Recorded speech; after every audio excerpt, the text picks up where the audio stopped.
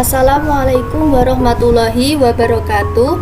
Perkenalkan, kami dari kelompok 10 yang akan mempresentasikan hasil presentasi kami yang berjudul Studi Sejarah Peradaban Islam.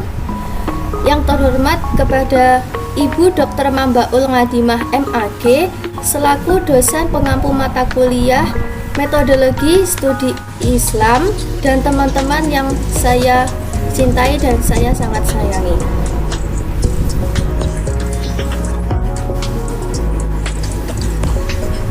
Perkenankan, saya akan memperkenalkan anggota kelompok dari kelompok 10. Yang pertama, Adela Lupita Berliadi dengan NIM 205210001, dan yang kedua Berlian Nur Insan dengan NIM 205210013.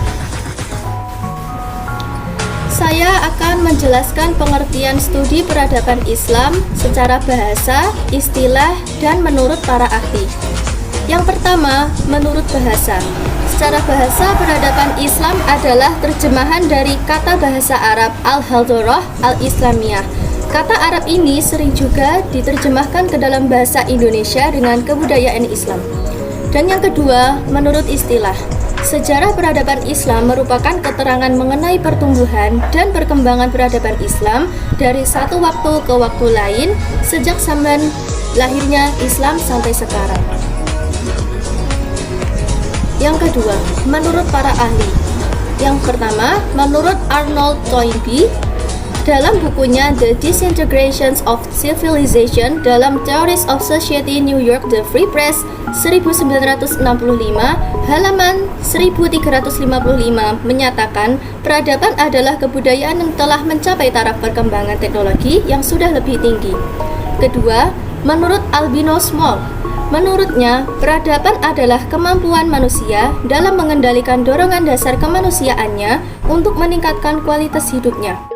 Dan yang ketiga, menurut Bjørn's Dehan, menurutnya untuk pengertian peradaban yang memiliki arti bahwa peradaban adalah seluruh kehidupan sosial, politik, ekonomi, dan teknik. Jadi, peradaban memiliki kegunaan praktis dalam hubungan kemasyarakatan.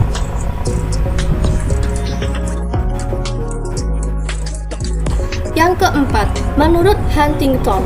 Huntington memberikan pendapatnya mengenai definisi peradaban bahwa pengertian peradaban adalah sebuah identitas terluas dari budaya yang teridentifikasi yang melalui dalam unsur-unsur objektif umum seperti bahasa, sejarah, agama, kebiasaan, institusi, maupun melalui identifikasi diri dari subjek. Yang kelima, menurut Albert Weber, menurutnya yang mengatakan bahwa pengertian peradaban adalah mengacu pada pengetahuan praktis dan intelektual serta sengkumpulan cara yang bersifat teknis yang digunakan untuk mengendalikan alam.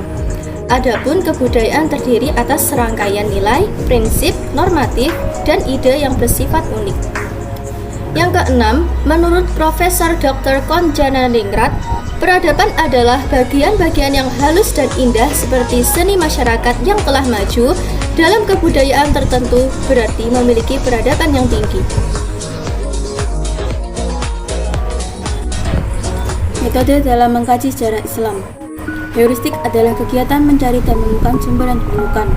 Berhasil tidaknya pencarian sumber pada dasarnya tergantung dari wawasan peneliti menganalisis sumber yang diperlukan dan keterampilan teknis penelusuran sumber. Berdasarkan bentuk penyajiannya, sumber-sumber sejarah terdiri atas arsip, dokumen, buku, majalah, atau jurnal, surat kabar, dan lain-lain.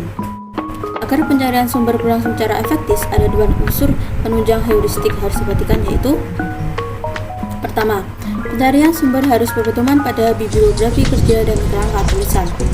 Dengan memperhatikan permasalahan-permasalahan tersirat dalam kerangka tulisan, peneliti akan mengetahui sumber-sumber yang belum ditemukan. Yang kedua, dalam mencari sumber di perpustakaan, peneliti wajib memahami sistem katalog perpustakaan yang bersangkutan. Sumber untuk penulisan sejarah ilmiah bukan sembarang sumber, tetapi sumber-sumber itu terlebih dahulu harus dinilai melalui kritik ekstern dan kritik intern. Periodisasi sejarah Islam. A. Periode klasik. Pada tahun 600 sampai 1258 Masehi, Periode klasik ini yang berlangsung 600 sampai 1258 Masehi terdapat 3 fase. Yang pertama, penciptaan komunitas Islam di Arabia. Yang kedua, penaklukan Timur Tengah oleh muslimin dan muslimat.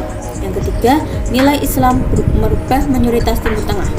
Ciri-ciri perpaduan peradaban Islam dengan Timur Tengah, pola ekonomi dengan monoteistik. 2. Periode pertengahan berlangsung dari abad 13 sampai 19 Masehi.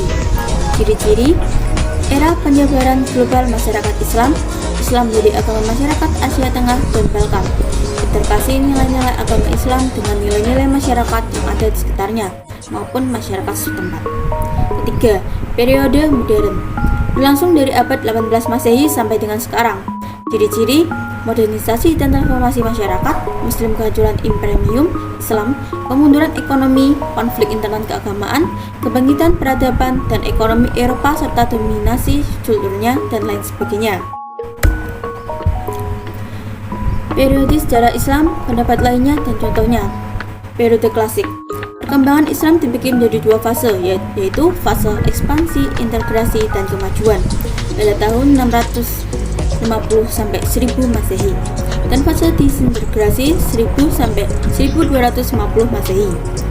Pada fase ekspansi, integrasi, dan kemajuan, kejayaan Islam diwakili oleh Bani Umayyah yang berhasil memperluas pengaruh Islam hingga Afrika Utara dan Spanyol bagian barat. Selain itu, Persia hingga wilayah India juga terpengaruh oleh kejayaan Islam saat itu. Pada periode klasik, ilmu pengetahuan, seni, dan arsitektur berkembang pesat. Hal ini dibuktikan dengan berkembangnya beberapa kota yang berada di bawah kekuasaan Islam. Buktinya dapat dilihat di Istana Az-Zahra di Cordoba dan Istana Alhambra di Granada. Selain itu, para ilmuwan dan ulama besar juga bermunculan seperti Imam Malik, Imam Abu Hanifah, Imam Asy'ari, Imam Al-Maturidi, dan Al-Jubai. Memasuki fase disintegrasi yang berlangsung antara 1000 sampai 1250 Masehi, kejayaan Islam mulai surut. Pada periode pertengahan juga terbagi dalam 2 fase, yaitu fase kemunduran dan fase ketiga perusahaan besar. Pada fase kemunduran, peradaban Islam terpecah antara Islam bagian Arab yang berpusat di Mesir dan Islam bagian Persia. Adapun Islam berpusat di Mesir terdiri dari Arab, Israel, Suriah, Palestina, Mesir, dan Afrika Utara. Sedangkan Islam di Persia terdiri dari Iran, sebagian negara di semenanjung Balkan, Asia Kecil, dan Asia Tengah. Pada periode modern ditandai dengan kebangkitan awal Islam pada awal abad ke-19 hingga 1960-an, di mana muncul kesadaran pembaruan dalam Islam dari segi politik, militer, sosial, dan budaya. Selain itu, kekalahan Arab oleh Israel pada 1960-an juga menjadi salah titik menggugah umat Islam. Pada periode modern, mulai berkembang pemikiran-pemikiran filosofis dan metodologis guna pembaruan Islam di kontemporer.